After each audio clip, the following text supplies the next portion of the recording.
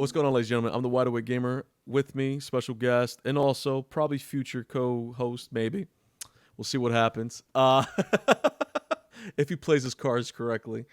With me, Dre41 Gaming. You guys know him for his talented cause. If you guys definitely want to check him out, make sure you guys visit him on YouTube in this episode. Today, what we're talking about today is going back into the Nintendo Switch, and a very touchy subject for Dre, because Dre loves the Nintendo Switch. He can explain that to you in a heartbeat. Okay, so first and foremost, let me just put it out there. The last best Nintendo system that was ever created was the Nintendo 64. Everything after that was a dumpster fire. I'm just gonna put it out there. You can hate me if you want to. Um, I the I'm sorry. I can't do handheld. I can't.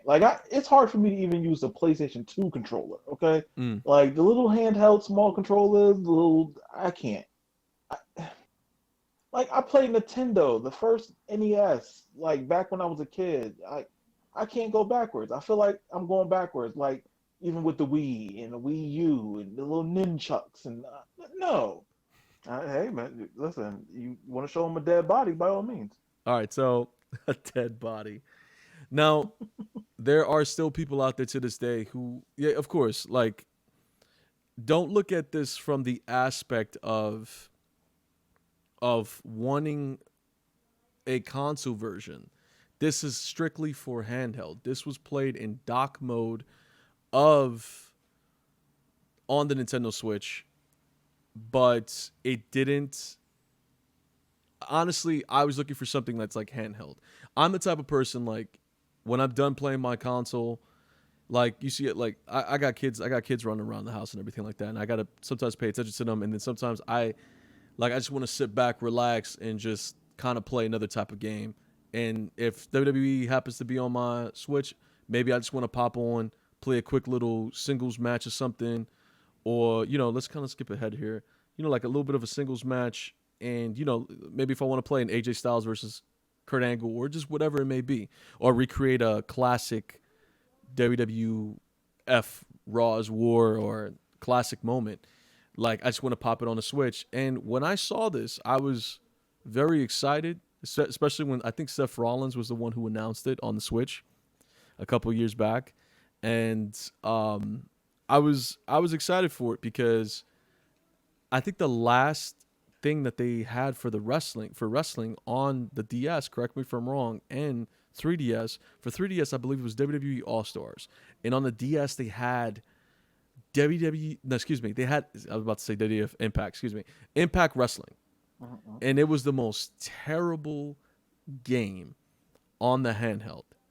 Now, there's just a market out there for people who really enjoy. Let's bring us back in here. There's a market of people who just really enjoy stuff on the handheld. That's just, you never had a Game Boy growing up? And it was trash. I had the brick, green screen, and it was the dumpster juice. We played Mario, couldn't beat it. Played Tetris, couldn't beat it. All the games for it were trash, even back in the day. Like, listen, I understand. You are a stan for the Wii. It's cool. It's cool. But let's stop the propaganda machine right now and let's hit them with the truth, okay? See, the truth of the matter is, right? The reason why this gameplay is so choppy and so slow is because the technology put into the hardware isn't good enough to keep up with the game. Now, the software itself on the game, right? The graphics aren't as high quality as they are on, the normal consoles. But I gotta say though, they did a fairly good job with graphics though. I mean, let's take away the frame rate of the issues, the choppiness, because apparently it can't handle a crowd, it can't handle the fake crowd and all that. But just look at the details though. At least for a handheld Switch, it doesn't look bad, dude. It's not like you're looking at the staircase pixelation on the right or left arm. It still looks fairly smooth for a Nintendo Switch game. Okay. I'm sure that Nintendo's putting some great money in your pockets for your propaganda, and I know you appreciate that. But I'm gonna hit them with reality. See, now you're watching gameplay right here, right? Now, is this computer versus computer? No, it's actually me versus the computer, because I actually, Gotcha. yeah, I actually, let me bring us down here to the bottom here, so we can get a little bit All of right. a, yeah, So it's you versus the computer, right? right. Now, in any game, forget that. Let's talk about first-person shooters, right? Mm-hmm. If anybody who plays first-person shooters, the one thing they always talk about is frame rate because any type of lag or input lag can be a thin line between victory and losing a match. Why haven't we seen any AAA games, first-person shooters, on the Switch? Oh, we have What was that? Wolfenstein 2, No, no, dude. no, Those are no. AAA games. Wolfenstein Those are 2, one player though. yeah, but they also have multiplayer in as well too. Doom has multiplayer in it. Doom has How many multiplayer. people? How many people on the Switch be playing Doom Actually, a lot of people multiplayer? play. Actually, a lot of people play multiplayer on the Switch. They really do. But that's for a different situation. So I got you there. Anyways, but if you're talking about like Call of Duty's not on the Switch. It's not. Okay, Yeah. If perfect example. you know, But so there's a huge market in the PlayStation and Xbox community for requested calls. There are, right? And I don't think the sales for this game was even big enough for it to be a market. Number two, I think people looked at the frame rate of this and just said, I don't think anybody's really going to be on it to really create anything of quality. right. Well, the thing was this. I remember back then when I was doing a little bit of calls on the side, like Tamatonga and Leo Rush. Those are my top two calls that people were going after. You guys can actually check it out as well too on YouTube. Self promotion there.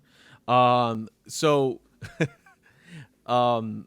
no one was creating on the Switch. If they were creating like small things like I don't know, like Ronald McDonald, the Terminator, all that other stuff.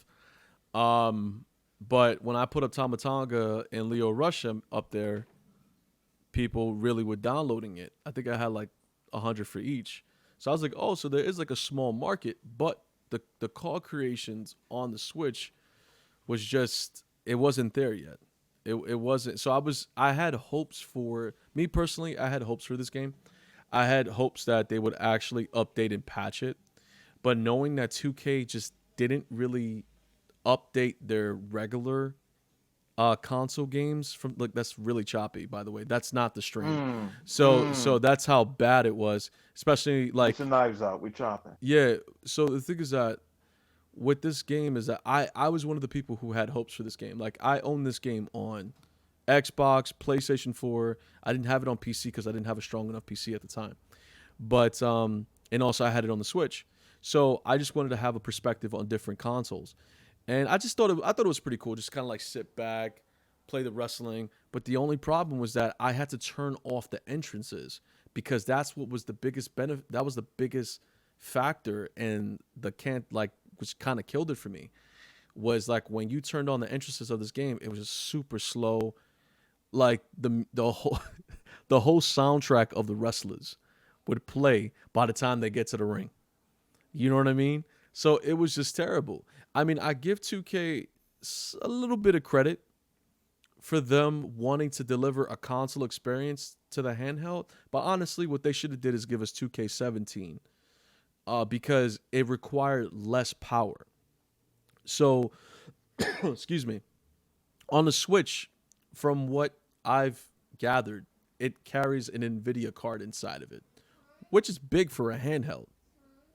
So, so I had some hope for this. I just wish that they would have just dropped the patch and said, "Listen, we're gonna reduce everything down to the point that it has like less graphic overhaul, and we're just gonna focus mainly on trying to make the game a little bit more smoother for you guys to play." Because there was still people out there interested. They were interested, and they still to this day they are interested. Now let's ask you this question, a little fun question on the side: 2K18 or 2K20? What? Listen, first off, right? No, no, hold on. You say 2K18 or 2K20? Right. I 2K18. can't. I can't. They're the same game. Wow. So They're you the same game. so you're saying the way that 2K18 runs on the Switch, you would compare it the same to 2K20? What I'm saying is if you were to purchase 2K20 on PC and Mm. look through the files, it is literally a rip of 2K18. Mm. That's all it is. It is literally a copy and paste of 2K18. What's up, y'all? This your boy Drake41, and I'm taking over. If you guys enjoyed this podcast, make sure you subscribe and catch me and Wide delivering brand new interviews and ideas. More links provided in the description below. Catch you guys on the next one. Later.